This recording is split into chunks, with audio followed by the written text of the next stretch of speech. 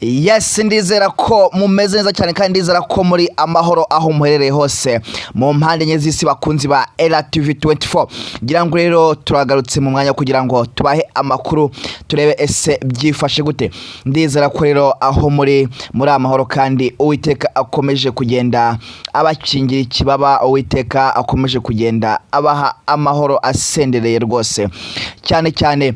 Rero uyu munsi rero ndaje kugira ngo turebe ese Islamabad bimeze gute. Gusa amakuru ahari ya mbere nuko ibiganiro byabaye Fred cyangwa se ibiganiro nta kintu byagezeho kugeza akakanya. Abakuru b'ibihugu byombi yaba Prime Minister w'igihugu cya Iran ndetse n'umuyobozi mukuru w'igihugu cya Amerika Donald Trump nta bindi bari gutangaza uretse ko intambara ishobora kongera ikaba yasubukurwa mu gihe gito cyane kitarenze iminsi myinshi cyane. Ngira ngo akakanya n'ubundi Iran yavuze ko agomba gukora ibitwaro n'ubundi yifashishije iriya uranium cyangwa se gukora ibitwaro bya nucleaire.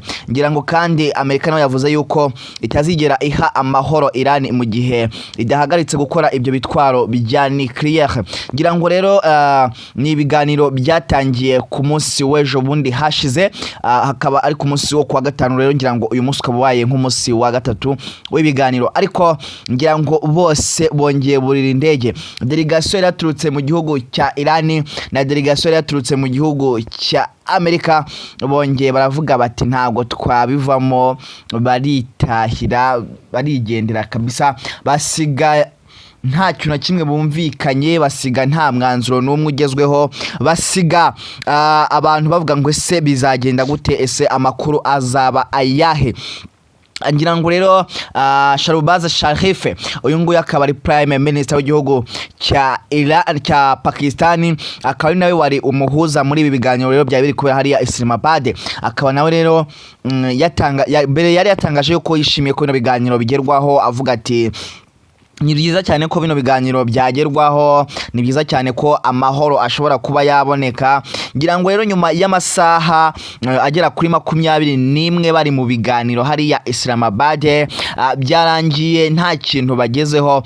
Ngira ngo byarangiye impande zombi nkuko mbikesha Al Jazeera nta kintu na kimwe zigezeho cyane. Ngira ngo rero kandi byarangiye abayobozi bombi bafashe umwanzuro wo gusubira mu bihugu byabo, bakongera bakitara bavuga bati nta kintu na kimwe mwatwumvisha, nta kintu na kimwe gishoboka dushobora kugenderaho cyanyu, nta kintu na kimwe dushobora kumva mu byo murimo kuvuga. Ngira ngo rero ibi byakomeje kugana cyane kuko Iran yavuze yuko idashobora kureka kugenzura umuhora wa Hormuz, ndetse Amerika nayo ivuga yuko mu gihe Iran ikiri kugenzura umuhora wa Hormuz ngo nta mahoro bashobora kuyiha, ndetse Iran ivuga yuko aho kugira ngo ireke kugenzura umuhora wa Hormuz igomba kugomeza ikarwana kugeza itsinze intambara byeruye neza cyane. Amerika igashyira agatwe hasi cyangwa se igakubita ibipfukamiro hasi igasaba imbabazi.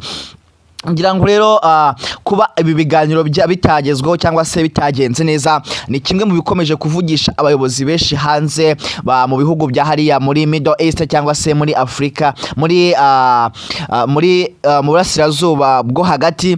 Ngira ngo rero abayobozi bakaba bakomeje kugenda bagaragaza impungenge zabo, harimo abayobozi bo mu bihugu nka Saudi Arabia, Kuwait, Qatar ndetse na Oman. Bakaba bakomeje kuvuga bati iyi ntambara idahagaze, ibi biganiro bikaba bitagezweho, ese amakuru azagenda gute, ubuzima bw'abantu buzagenda gute hariya mu bihugu byo mu kigobe.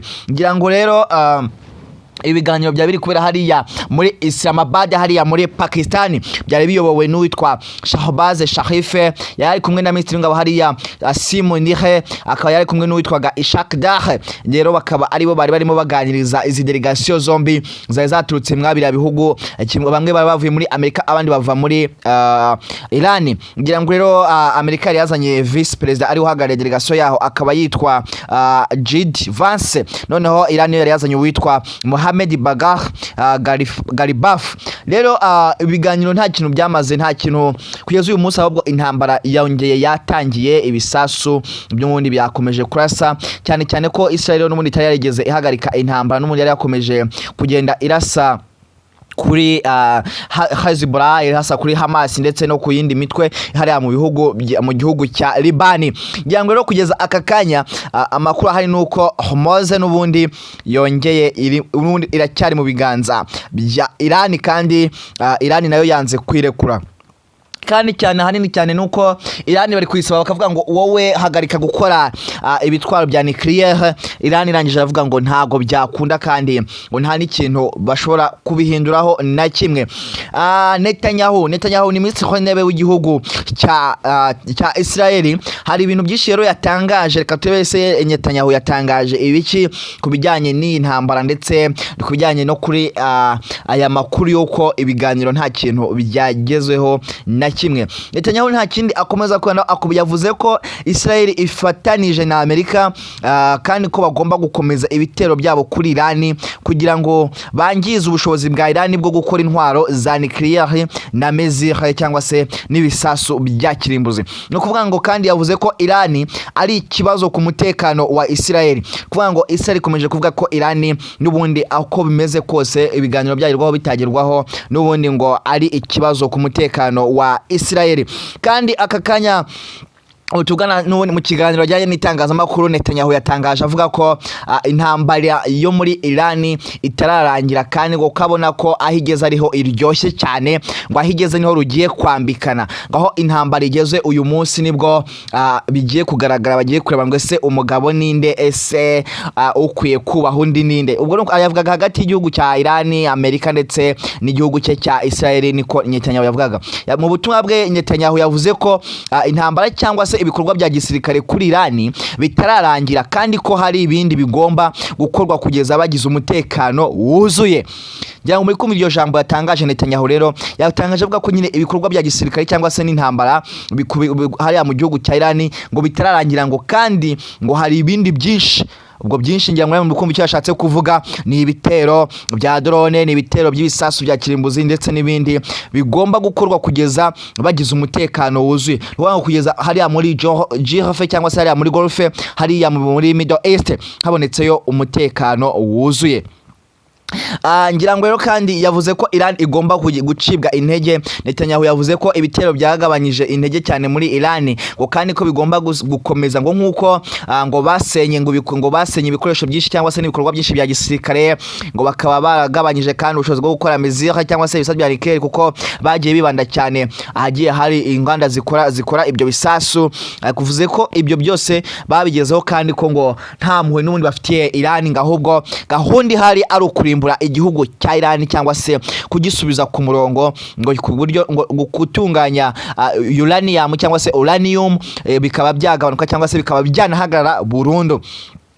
Hari ubutumwa rero Netanyahu yageneye abaturage bo mu gihugu cya Iran, yabageneye ubutumwa babwira yuko bashobora guhindura abayobozi, ngo kuko ngo abayobozi bariho uyu munsi ngo n'abayobozi babayoboza igitugu cyangwa se igitutu, ibyo twita authoritarian cyangwa authoritarian cyangwa se dictatorship mu ndimi z'amahanga.